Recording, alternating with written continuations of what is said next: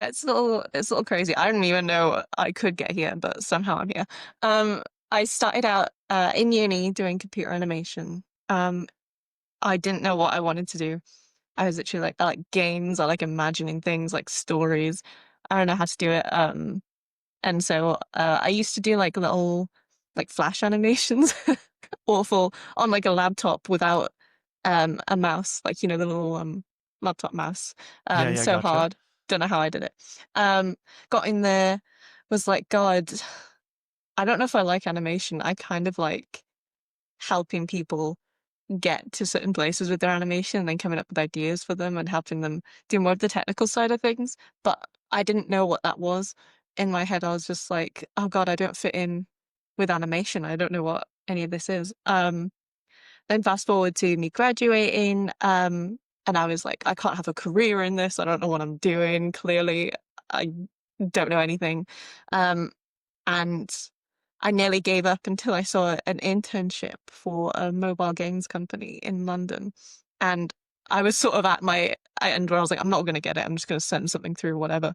Um, and yeah, they ended up getting back to me because of my animation background, and it was like 3D, was what I was doing.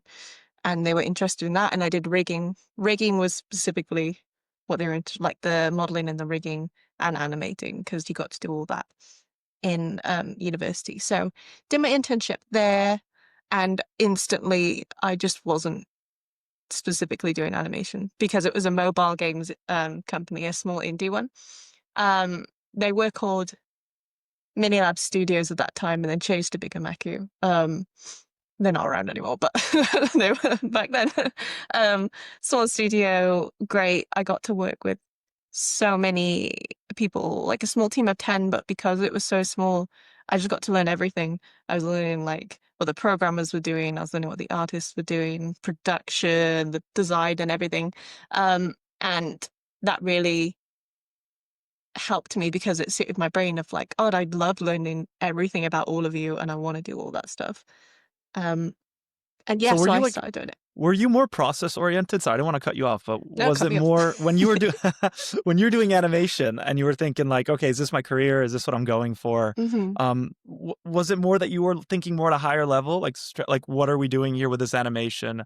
How can I build something that combines all this Yeah, stuff? yeah. I'm always that high level. I'm always because I hated sitting down and spending ages on an animation because you'd spend ages doing this one little bit trying to make it seem really realistic or really like cool and everything like that. And I'm like, oh, I don't care about that. I care about the point that this is trying to make. If I can prove a point with an animation, then I don't really care about that other part. I'm not interested in it. And so Um, did you think you'd become a game designer then? Like at all? Like it just feels like you just fell into it through an internship and no, then just started learning. yeah. In that moment, no, because it wasn't even, you were just sort of a game dev, and I didn't know what that meant. I was just like, I just do everything. And when you look at jobs, you don't really see game dev. It's always really specific things. Um, so even when I was sort of finishing and wanting to change my career from the mobile studio, um, I still felt like I didn't fit in anywhere. I felt the same as I did in uni because I was like, I don't know what this means. And I actually got my placement at Lucid, and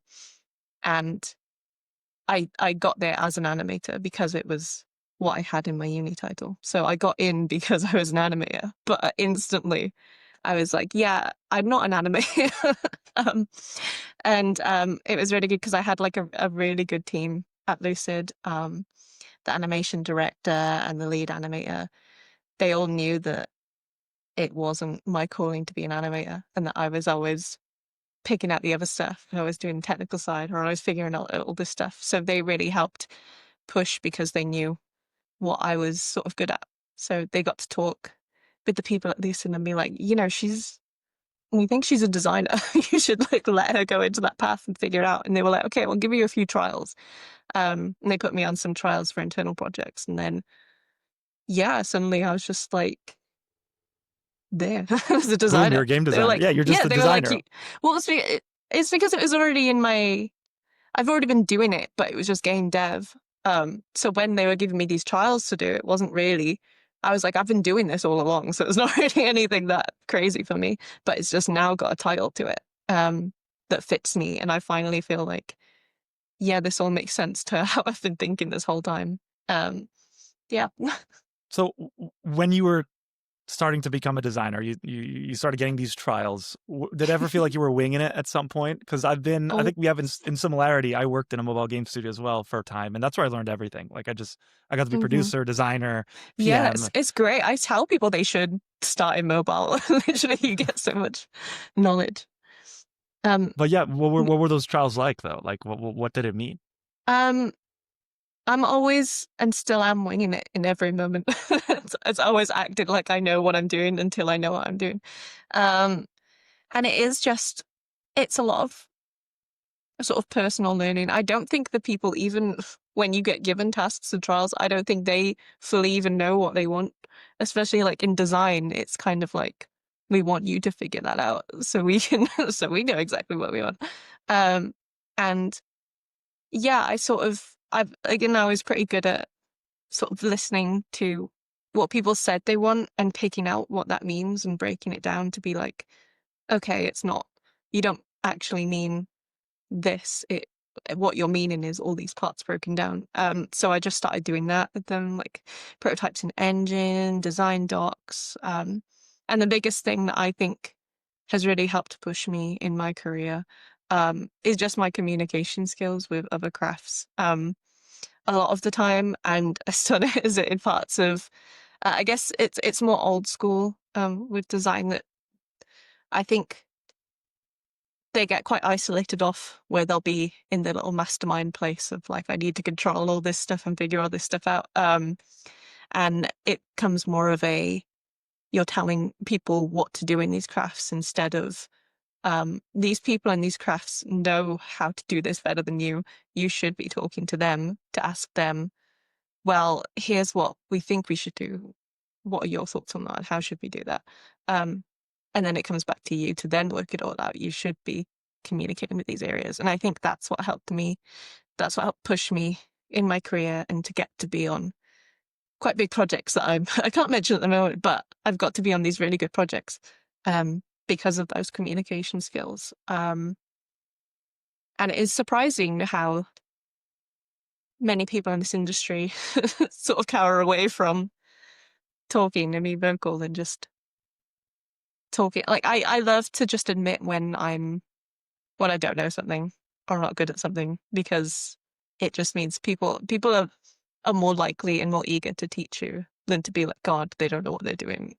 Why do you think Let's it get them is? fired. Why do you think people don't want to communicate, or is it just I think it's a hard one. I think it's a lot of I think it's just a human thing, especially in the game dev industry. Most of the time, we're all sort of introverts, introvert gamers.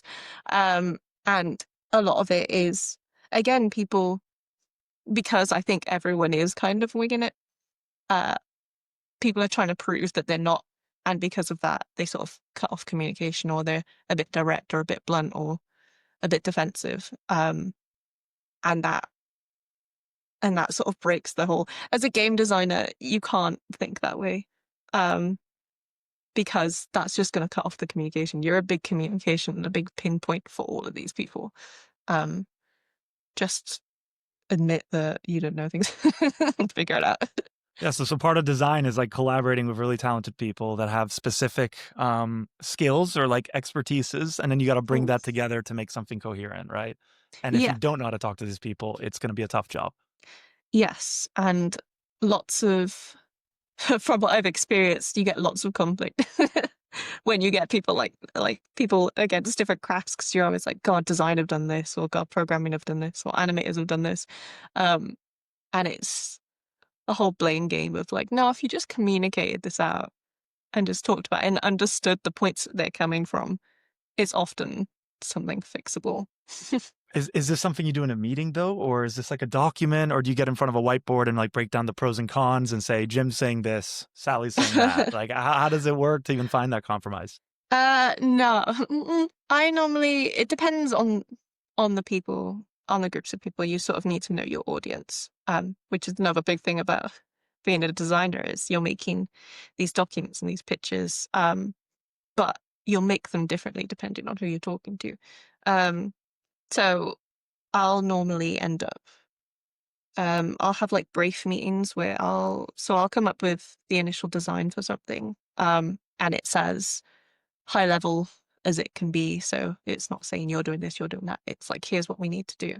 Here's what I'm thinking is the sort of ideal or the best outcome, and then the minimum outcome and everything like that. Then I'll get sort of a feature team, which is the people that will be working on it, and I'll get someone from each section, and we'll go through it, and I'll go through my ideas of it, and then I'll ask their ideas and what they would suggest would be their next steps in this. And we put together, listen to any concerns at the starting point, and then just always, because I think there's a little level of the sort of design and production have some similarities. I always think it's like production works with the devs and the business side of things, works that out, and then design works with production and the devs, and you're sort of like this communication in It's between. like a triangle. Yeah. So in a way, you have a little production in you when you're talking to people, is how I'd put it. But it is just definitely that initial sort of briefing is important. Checking in is important, making sure that they're communicating with each other and being like, okay, done this task.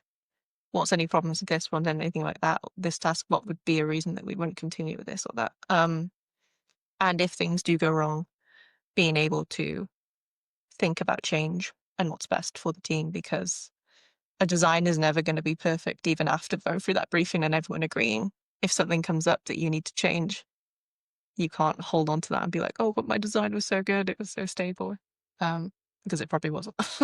Yeah, because the design process is like incredibly iterative, no? Like you're constantly going through different versions as you're like refining it and getting to what you want. Yeah, and none of it is ever that there's never one answer is also the thing, because you'll have designers who are different types of designers too. So there's a really good book by Richard. I'd need to remember his second name, but he goes through all of these different types of designers and where you can fit. And normally you can be like, I'm this type and this type and this type, and someone else can be this type and this type. And it's good to pair different type designers together, because you'll get a more stable design from something, because you'll get someone who thinks more like a programmer, a design programmer, and then you get some people who think more like the sort of creative designer. And putting those together is really good. So yeah, it's amazing. I don't even remember what question I was answering. I was like going off on what Richard thinks. I was just listening to it's super similar to in product management. You have different types of product managers. You have the technical product manager, you have the data oriented product manager, you may have the generalist.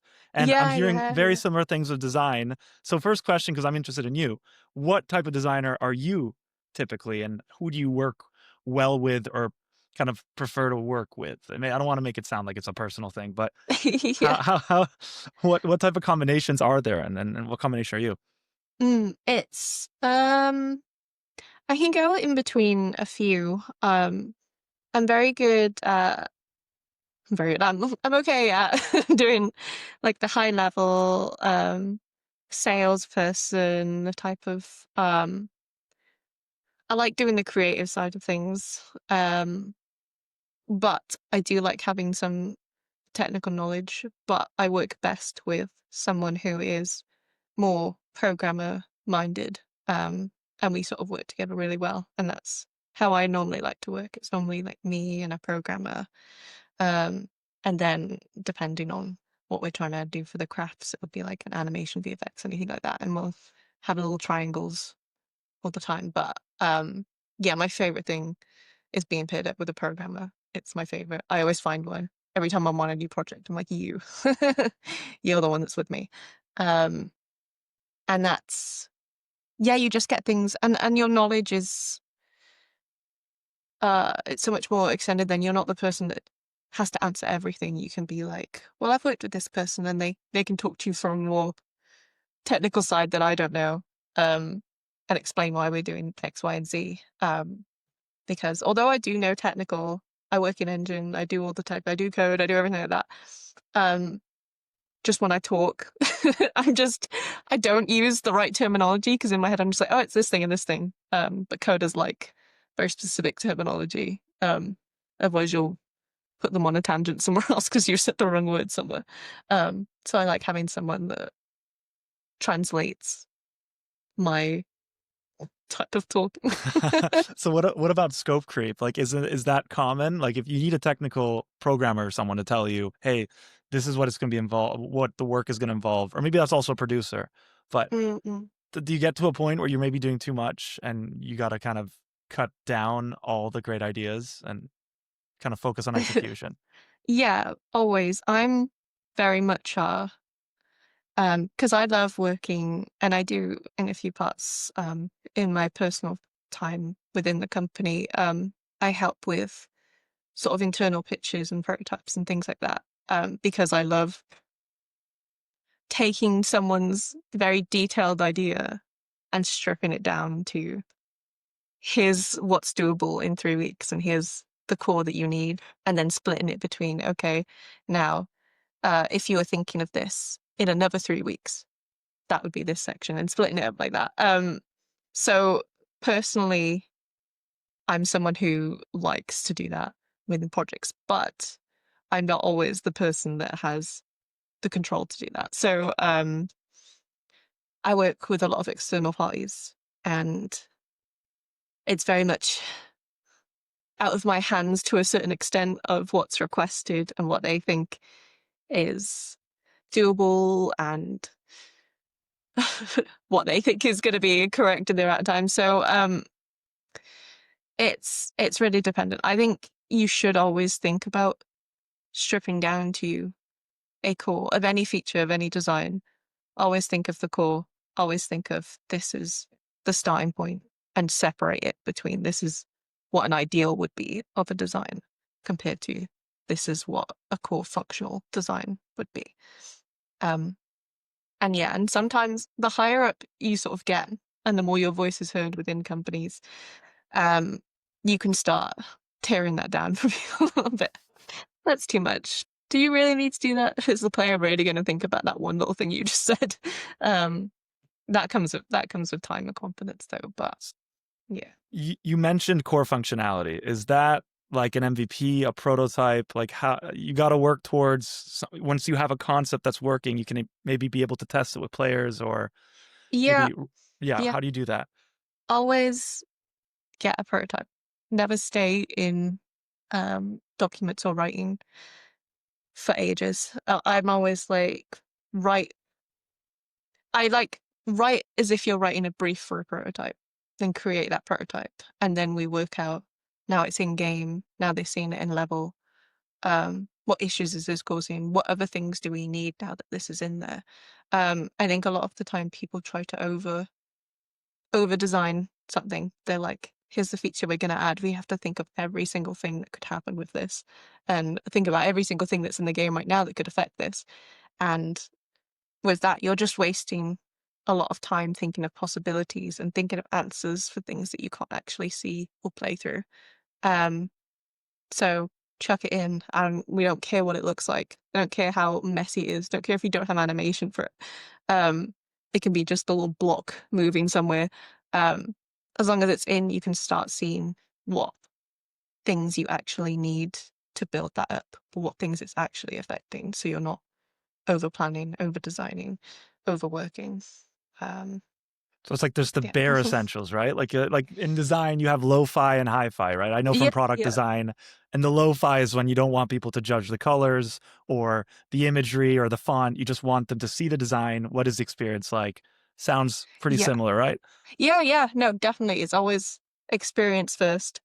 But again, that's not always what Yeah. what people go for. Some people just like, no, it has to look amazing and perfect, especially if you're giving sort of builds and things like that to people that are giving you money. They do panic and expect something more than what they should be really thinking about. Yeah, the expectations. Look, it's crazy to me because, I mean, before speaking to you, I thought Ellise, game designer, she's just doing game design. But the more I talk to you, the more I realize you're doing production. You're doing a bit of product management because you're trying to pitch people and trying to convince them that this is the idea, we should run with this. And then you're also doing game design on top of that.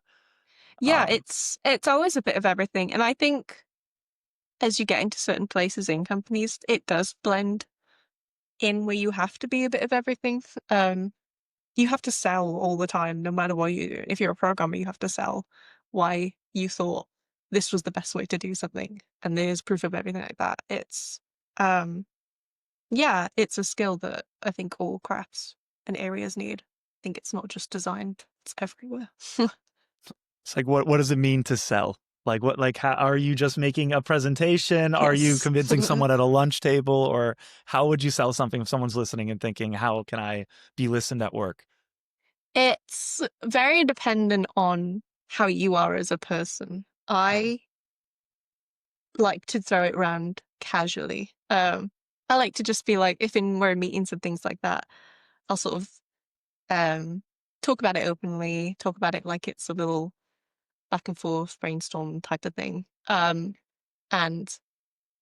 that's normally how I'll sell to a sort of a team that I'm working with, a team that I need to get on board to put in their time and work to get designs out. I would have it more casual, more personable, and more relatable because you guys are all in the same area, you're all working, you're all giving your time. For something higher up, like I need to present an idea to a company that's going to give a lot of money. That will be presentations and design docs and design pitches. And you don't always get the opportunity to speak to them in person. So sometimes it is just you have to get the best things out on paper, and it not be overloaded. You have to be like, how would I talk about this, but on paper, without over explaining and losing their attention, because the easiest thing is to present because you'll know you can look at people, you can gauge their interest, you can sort of like, okay, I'm losing them here, I can change and go on to this topic. But when you're giving them a document, you don't have that. So you'll have to do a lot of proofreading and testing and giving those documents to other people and being like, am I losing you here? Is this too much information here? So yes, again, it's really audience dependent, and design is really big on you need to design your work for your audience. So I get that there's two levels. So you obviously have the team itself that you need to get buy-in, so people will work with you, will believe in your vision, and they'll execute. But then when it gets to like the executives, the directors, maybe the people throwing money at the project, in my experience, what really speaks is data and how that data will suggest revenue, right? How Yes. is that something you've experienced? How does that come across? So we normally within our company and how we've dealt with sort of pitches and internal pitches, we normally start with, so if we're pitching a game idea, we'll start with the brief design presentation, which is the sales pitch of a game. And you don't have to think about the specifics of the sort of stats and everything like that. It's more just, can we get the interest? Can the company be interested in this? Is this something fun and something like that? And then if we gauge their interest in that first bit, we then have to give them the stats and proof and competitors and everything like that, which we have an analytics team that will sort of give us some checks and things like that. So it's not on me specifically to look at that. I could, but I would just be pulling them off of Google and saying, here's what Google's told me is the These are the stats of stats. this. Here we Yeah. go. But yeah, it's great.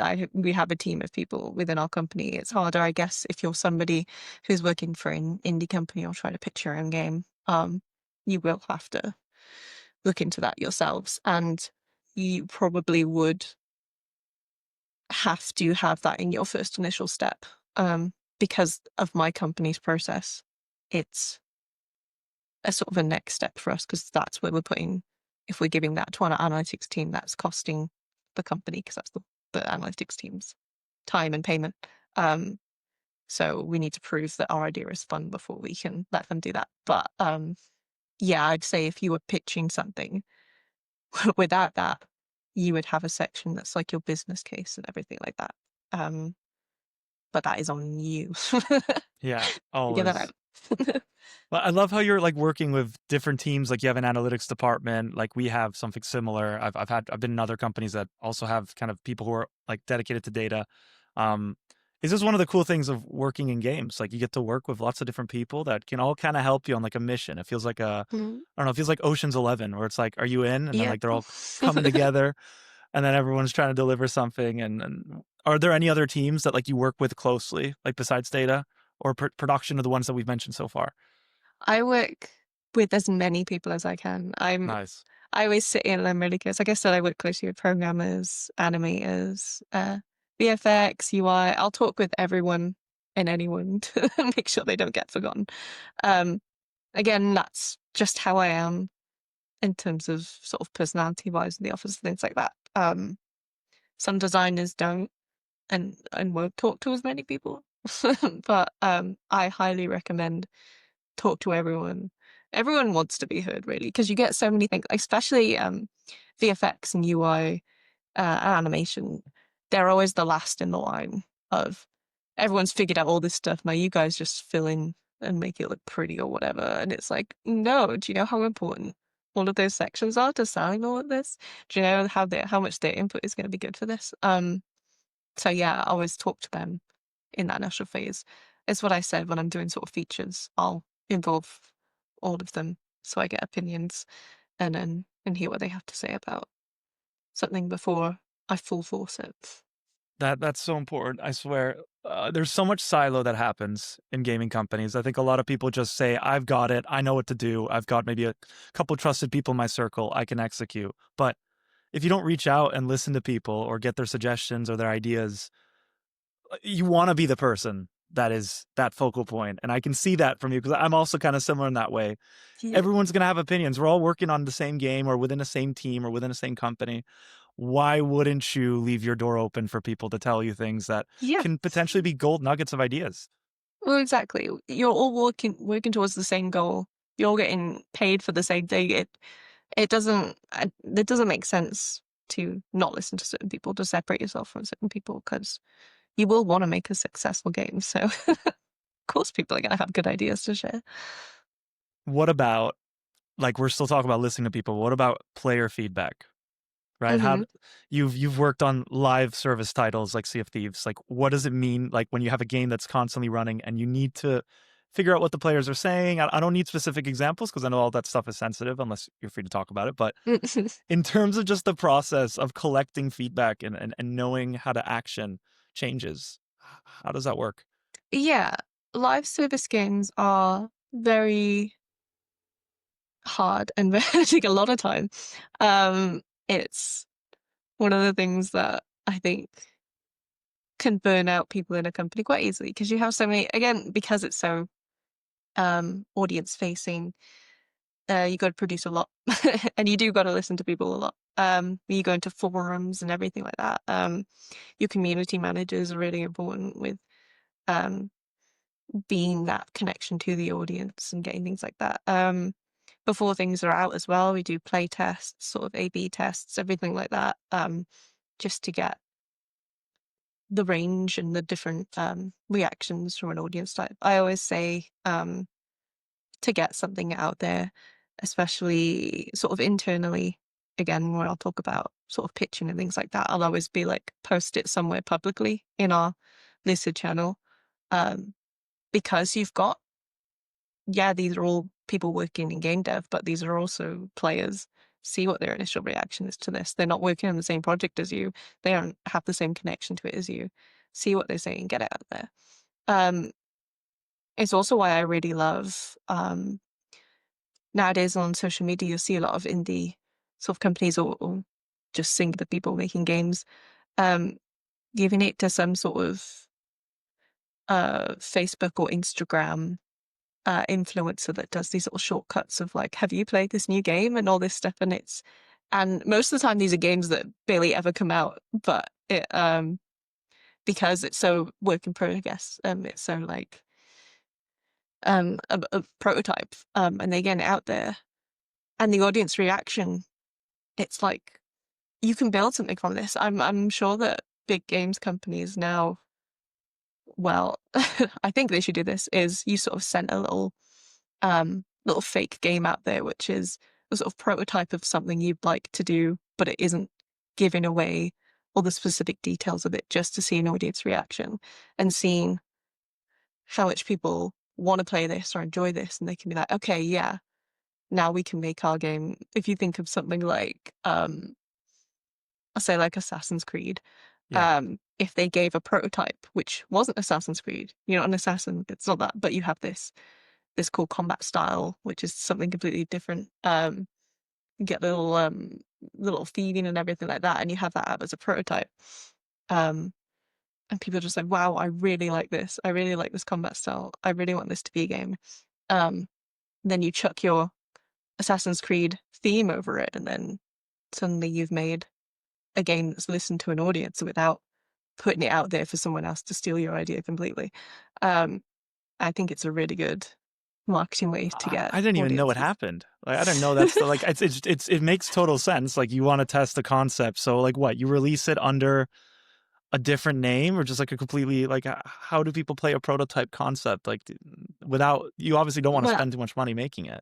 no, well, exactly. So this is just what I think game Okay. Yeah, of companies course. should do.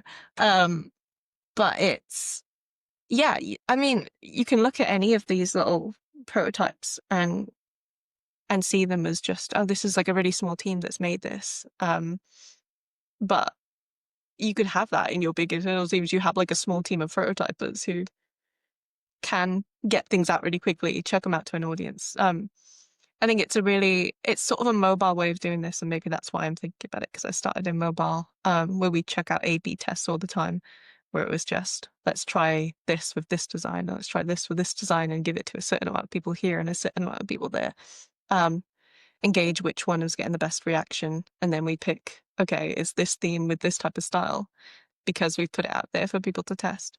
But you don't get it as much with sort of console games and things like that. But nowadays, console games are basically taking on what mobile games have Absolutely. been doing all this time, but with a much higher budget. And I think, yeah, there's a weird mix of what's happening with, with console games and turning into mobile games at the moment that they're trying to figure out. But Well, it's like there's a prudence, right? Like, you want to be mm, prudent with how you kind of make changes and evaluate them to make sure that you're doing the thing that maximizes user acquisition or growth or revenue or whatever it is. And I think that's just kind of naturally gone on to console games, which maybe before were done a bit more in a bubble, or like, mm, and now it's just like, we got to test everything.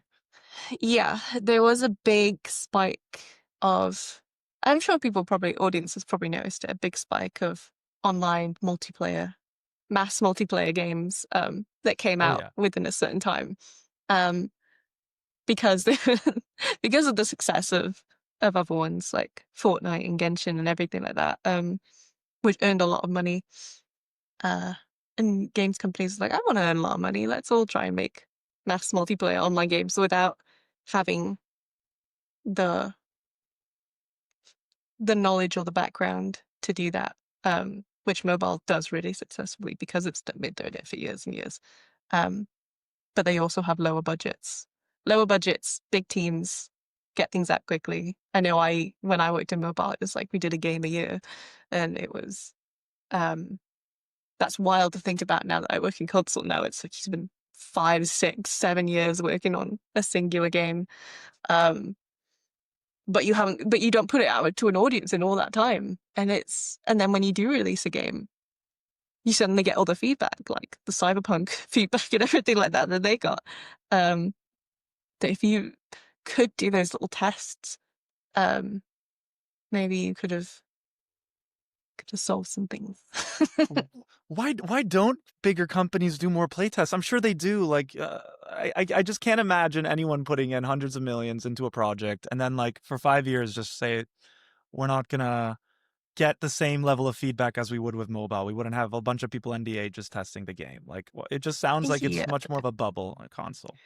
You do. It depends on the company. You do get small playtests, but it's not to the extent that sort of mobile has it. And still, how people take that feedback as well isn't always. They don't always take it the same way as you do when it's out to the mass audiences, and you suddenly have reviews on all of this stuff online and everything like that, and your reputation's gone. When you have the sort of smaller tests, you can take that feedback and you can be like, yeah, okay, but still going to continue with what I designed out. Yeah, it's a strange thought process. I think that mobile has just had the experience to think about things a little differently, and console is working its way up to that, and they've had to take a lot of hits by testing it out recently. Because the games industry hasn't had its little fall down, but I think it's slowly coming back up. How do you feel about the games industry right now? It's hard. Again, to me, it all relates to what happened with companies putting loads of money into big multiplayer online open worlds. And that means that they hired loads of people in. You normally get loads of money get loads of money to do something quickly, but it's not the same as mobile. There's too much that you need to do to make it a big console game. And people aren't making the type of cuts that you would make with mobile.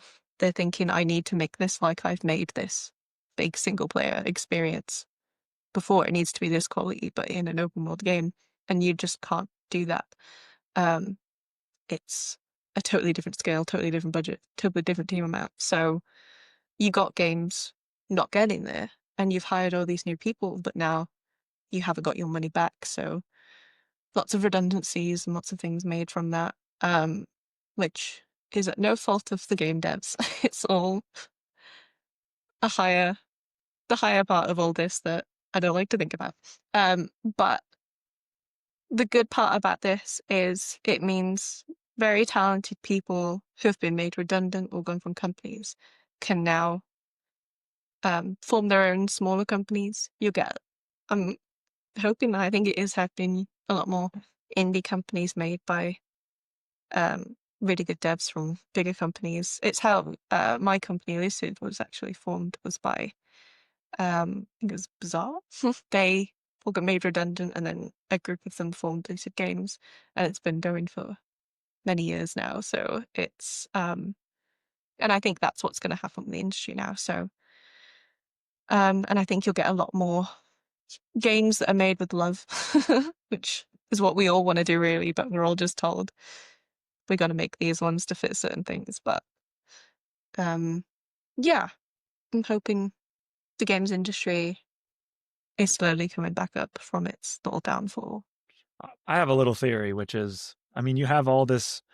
I always talk about AI, but you have all these tools that are doing a bunch of crazy stuff for you that can automate maybe really manual tasks that used to exist. I was speaking in a previous episode with Bob Watson, who did QA at a bunch of big companies, and he was head of QA, and he just explained to me that there is a really crazy power with AI that's coming. And I always think back to this fragmentation of like what these big studios used to be. All the refugees go out, like with Lucid, make their own games company.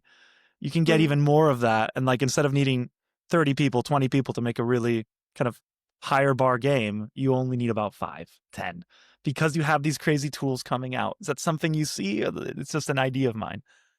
It's something you'll get with certain types of people, yes. I think, again, you'll get it a lot more in mobile. You'll probably already start to see a lot more mobile games that use AI. Yeah. Because of how quick they try and get things out. A lot of the big companies and ones that I've worked with personally fully against AI. I think in a sense of making sort of prototypes or maybe trying to sell something using AI to prove something. It was the same way as how I thought of like sort of animation is where I wanted the bigger picture and I didn't care about the middle bit. Using that in the initial steps, but knowing that you were going to take all this out and it's going to be done probably with these group of people who are talented from that.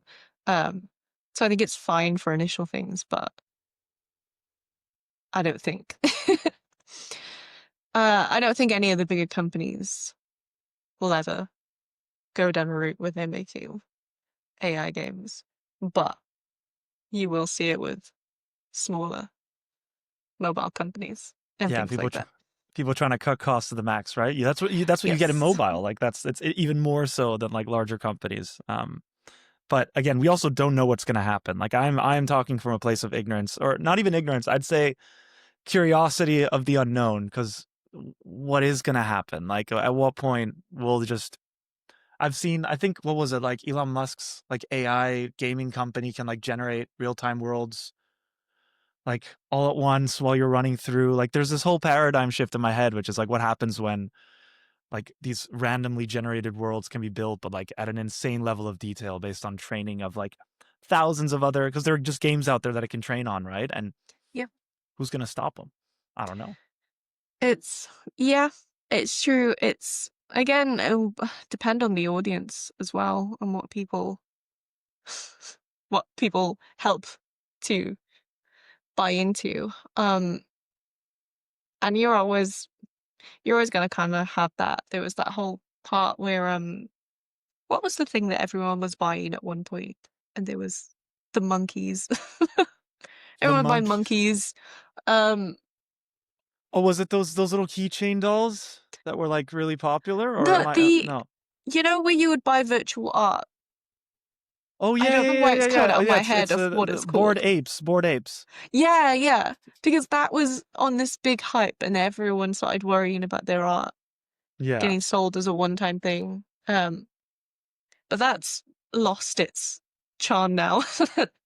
And that's gone, I think. I I don't see think so. any of Yeah. those monkeys or anything like that. So, um, it's hard. I think where AI is at the moment, we're still okay. But does it help you do stuff faster though? Like just I can personally for me, I've had like I can go into a Reddit thread where all my players are saying all their comments, and like I'll just make sure I can get as many as I possibly can, and I'll filter through them myself. Like I'll read them, I'll engage with them. But getting an AI to just crunch through 100 comments at a time and just give me like boom boom boom, here are Yeah. kind of the themes, like that's immensely helpful. Like instead of taking something 3 Yeah, hours, it yeah. takes me like 30 minutes. Well, that's using AI as a tool, as it should be used as a Yeah. tool and not a way that is to take over. Like, there's a difference between them creating whole games that's taking masses of people out of their jobs to, I'm using this to help me do my job more efficiently.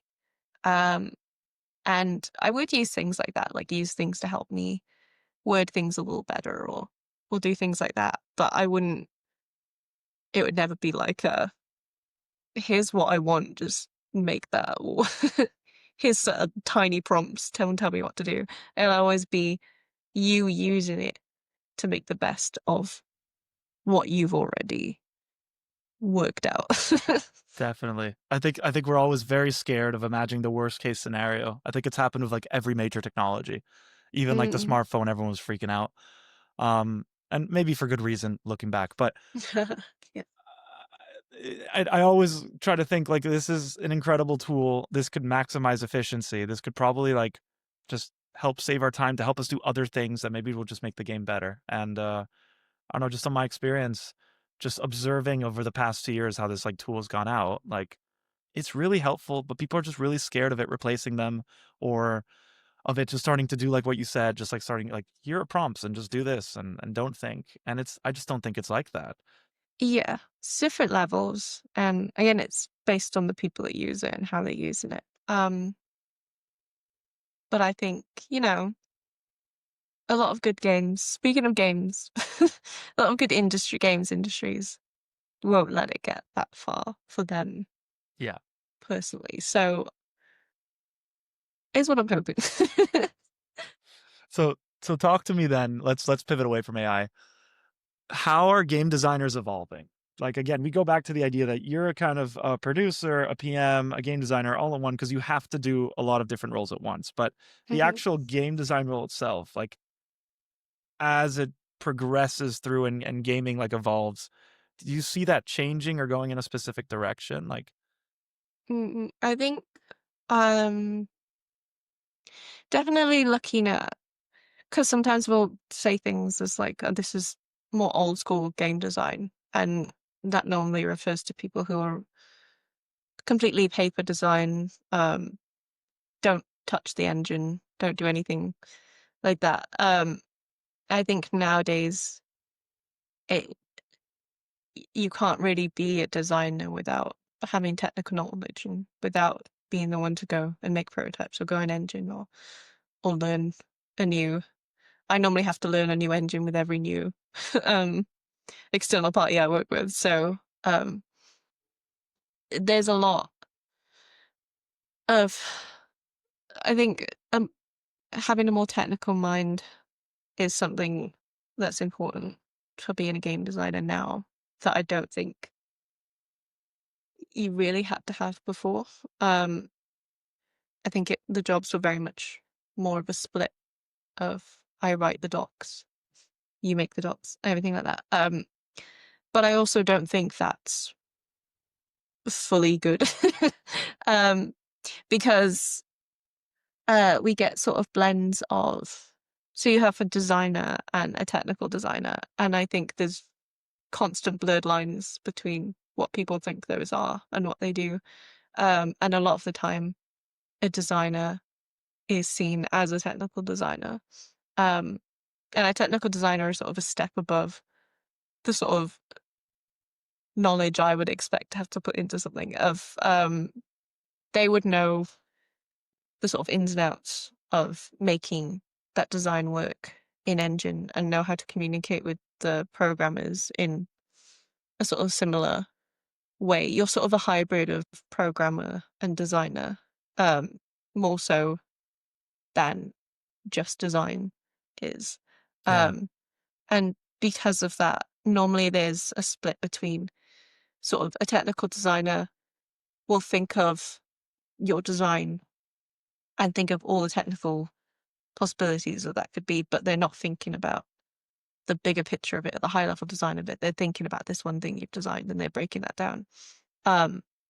And when you start to become and start to just have, you only have someone who is a technical designer working on something, you'll get them thinking a bit more like programmers, and then you'll start not getting the bigger picture and the bigger design of things, and then suddenly everything is small and you're focusing on a bug and all this stuff like that instead of the actual overall design. So that's also, I think, been an issue with the evolving of design, is you become so technical minded that you stop thinking about how this is going to work as a whole with everything else because you're so focused on fixing one thing to work and to yeah, that's what I found working currently, is that you get some issues that you think would help because it's so technical, of like, oh, I've solved this thing that will solve this bug in the game, so now it doesn't look like this and that and that. But you've now wasted time focusing on that one thing instead of this whole experience, because you were just thinking of the technical side of this one piece of design. Uh, yeah. So yes. it's really hard to like focus on like the micro and the macro at the same time. Mm-mm. And does that mean you need like Yes. a design lead that like sits above, that like takes into account everything, or a PM or a producer? Like, Yeah, yeah. Normally, yeah. You have normally you have the design lead and in a perfect you'll world. Yeah. And you'll have the designers split into different sections with different features so they can focus more. Like you'll have someone that's doing like the 3Cs, someone that's doing NPCs, someone that's doing sort of the world. And then the lead will be the one that listens to all of them, and then the design director, and then the creative director, and make sure that everyone is all aligned. And again, you got to have super good communication skills if you're going to be a lead, as well as having a good amount of empathy and care and wanting to help people and their progression, because no one wants to have a lead that only cares about their title and their role and how good they look. If Yeah. you're a lead, you've got to be like, I care about these people and I want to help them and I want them to achieve what they need to in their role. Again, you don't always get that. You get what you get sometimes. Hmm. Would you say when you're looking at like, and you mentioned NPCs, you mentioned world design, like there are like a couple things that designers are working all at the same time. Um, what was kind of like a memorable breakthrough moment or just a design challenge that you encountered? Because you're doing all these cool things, like just like a specific of just a design moment where you're like, okay, wow, I'm either learning something or I've hit a blocker and I've had to think Hmm. around the box or around the circle. How would I say it? Yeah. Yeah. Yes. And sort of with design, you get different roles of design, and sometimes people are specifically like, I'm an AI designer, design AI, a level designer, design Yeah. levels. You don't think about it. I'm not. I'm a generalist, so I get chucked on anything. So everything is a giant learning thing for me. I recently just came from a project where I was the NPC team, so I was doing all the AI. Um, and we were a tiny team where we were doing everything for it. So I had to get in, had to do all the behavior trees. I had to get in and do things that I've never done before, because previously I was doing a completely different design. Um, so it's all always a massive humbling learning experience for me. You're always Um, learning. yeah, well, I'm on a new project now, which again is a completely different type of design. I can't really say what that one specifically is, but totally different from AI. But now I've got to just suddenly change my mind again and be like, well, I've got to cut this out. But the great thing about sometimes you feel being a generalist, it's like, oh, you're not really a master of anything. You're just a, a jack of all trades, but not really Yeah. Master of none. amazing at it. Yeah, yeah. Um, but the great thing is that I can go on here and I have now this random AI knowledge from working on AI for 2 years or so. And now I can bring that into something that you think would have nothing to do with it, but it always ends up connecting it, because I'll have parts that I'll be like, oh Of wait, course. this part has something to do with this AI bit, and I have this knowledge of this now, so now I can talk to this AI team like I know what's going on. um, and that's always a great thing, because you always think, God, I'm just changing around and I don't really have a place anywhere or anything like that. But no, I've now gained this knowledge and communication that I didn't have before. Um, and I didn't know that I had it in my head to to remember some of this stuff. So it's really cool. I mean, I Yeah, was gonna say it's like the coolest job in the world. Like you're constantly learning new things, and I think yeah, yeah, but the only way you can be a generalist is again you have to have those social communication skills, leadership skills, um, kind of condensation skills to be able to just fit into any puzzle piece and then just get to work, right? yeah. And you also constantly you constantly have to learn something. So Mm, I think a lot of people might find that hard, especially sort of as you get older, if you're constantly having to learn completely new things. Um, Whereas you could be a master of a trade and it's like, I know this engine full down, I know this software, um, I know this stuff, and then anything new that comes in, it's just adding knowledge onto something you already know. But this is a constant cycle of, you'll feel like an idiot at the start of everything because you're starting everything again. Um, but I think you you get into this sort of mindset that you can learn things a lot quicker because you've done it so many times. You know how to take sort of shortcuts or how to learn things in a specific way that gets you to a certain place faster, and you have all this bits of knowledge everywhere else that somehow has helped you get to this other bit even faster. So yeah, it's a certain mindset to be a generalist, and I love learning everything all the time, so that's why it fits me. I like doing 10 different things at once. So but it's not for everyone. I was gonna say, like, and I don't want this to be an annoying question, but like, how do you learn?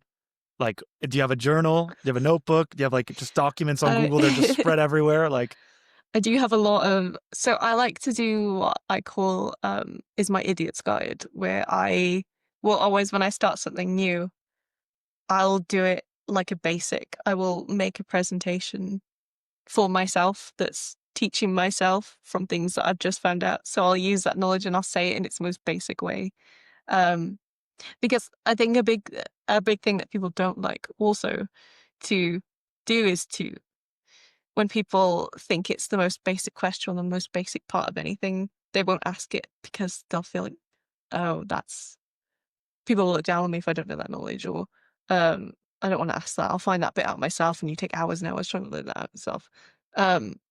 I like to, at the start, cut that straight out and be like, I'm going to ask as many stupid questions as I want and write it down to myself. And then normally when I make these guides, I normally end up sending them to other people that are joining. And I'm like, yeah, I've done this, so you guys don't have to ask any of these questions anymore. And so, yeah, my idiot's guide to learning anything all the time is my go-to when I start anything. I'm doing it right now.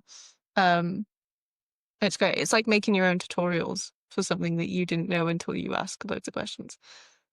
But you got to ask those questions. Like, that's the thing that, like, Yeah. I think a lot of, I teach a product management course. And like, what I always tell my students is like, you got to ask really dumb questions as much as you can, especially if you're new to a role. But even if you're new to a team, like, people will respect the fact that you're asking questions. Like, people are ashamed of like being seen as not knowing. But the reality is, like, if you're asking good questions or just questions that other people listening will learn as well, because they may not have had the bravery to ask. And then you can pull that all together into like your dummies guide. And then you share it.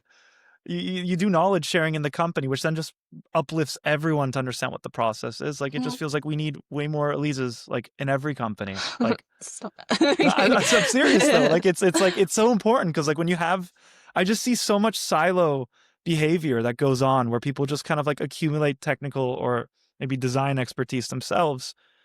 And you just need kind of a generalist that just wants to learn and just execute and improve and teach.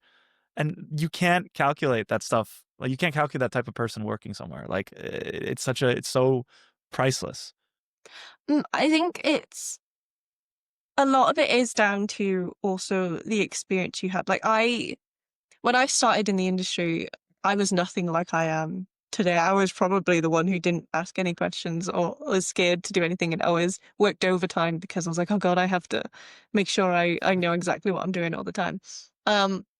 But the confidence you get over time and the people you work with, I've had so many nice mentors and people that have just been like, it's okay, you can fail at this, that's fine. Failing is never a bad thing, and failing's always a learning experience. It should never be a cut-off point of, oh no, this is seen as a failure, I need to not do this again, or I need to not or I can't do that again, and that's overwhelming and things like that. But it's not. You've learned from that. You experience something, and everyone does failure, and everyone has to grow from it is the biggest thing. But yeah, doing that and doing sort of talks like this. I do talks to schools and things like that, which younger me would have never done. I hated talking to anyone, especially doing presentations. But you think of it as, well, when I was in their position, I wanted someone that could talk to me on a more personal level and be honest with me and everything like that. So getting to be someone and taking those opportunities, and it does take your own sort of free time to do it. I think some people like to cut off work as work and then have their free time and stuff like that. But um, if you're really passionate about it and really passionate about wanting to help people, put in a little bit of spare time to just spread some knowledge or spread some words of affirmation. I It's mean, always good. speaking of knowledge, then, do you have any advice for kind of anyone who's listened to the podcast this far that wants to be a game designer or producer slash PM slash game designer slash everything? Mhm. What advice do you have for someone to break into the industry? Mm, it's very hard, and I've had a lot of people ask me something similar to this. It's hard when you're going around and applying for these jobs and getting nothing back and everything like that. Personally, to get into this industry, I sort of had to take a little hit where I did an internship where I didn't really earn any money. So I was basically doing free labor for a bit. Um, and it wasn't ideal, but I put my whole heart and soul into learning everything. And even though I was shy and not confident, I talked to people. I talked to people in the industry. I tried to learn from them, asked them loads of questions. And communication is really good. I've had people that have come up to me on LinkedIn and have asked me sort of questions and things like that, and it's definitely going to help them to, um, because I can see their passion, I can see things that they're eager about, I can push them in the right direction. And now those people have communicated to me, so if I see posts and things online, I'll send them their way. I'll be like, oh well, this is something to you that you don't always get because I've certain connections and things like that on LinkedIn that I've got throughout my time of working, that maybe somebody who hasn't joined the industry doesn't have those same people online that they can see all these posts and everything for. Um, and yeah, I've recommended people that have been looking for sort of juniors and things like that. So it's communicating, but not overstepping.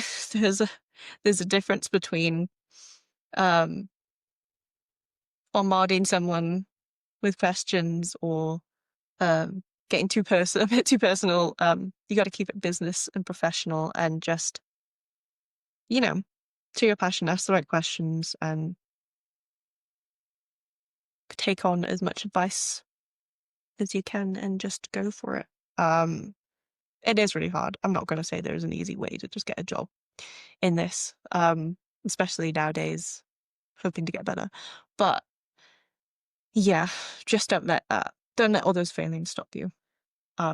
Because I nearly let it stop me when I started.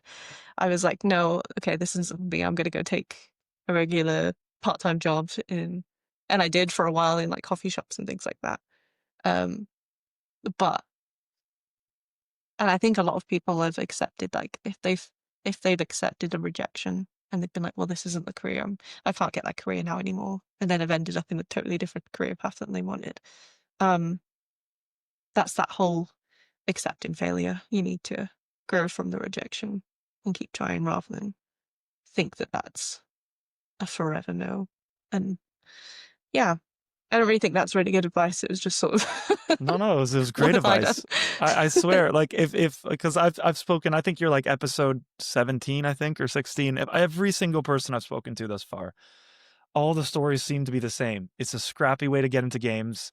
You gotta start at the bottom and work your way through. You have to learn. You have to go through failure. You have to go through hardship. But it's an incredible job and career to get into, and you just get to learn so much. And just hearing you about all your stories and like your approaches to working in design and beyond design, like it's been fascinating to hear. So I really do appreciate you coming on and just giving your advice and just your thoughts on everything. Yeah, I don't know what I'm doing, and I don't know how I got into this. Just sort of Dude, been same. I falling don't know what I'm around. doing on this podcast. Don't worry. No one really knows what they're doing. Like whenever you think Exactly. we look at like people who have like, let's use a YouTube comparison. Like people have like millions of subscribers and have like a big show. And you think that person's got it down. Like they probably are also still feel like they're winging it. Or like anyone in like a Yeah, gaming yeah. position, they feel like you look at them from the outside and you're like, oh, they must know what they're doing. And then one of the things I learned when I got into games companies, like we're all just trying to figure it out together.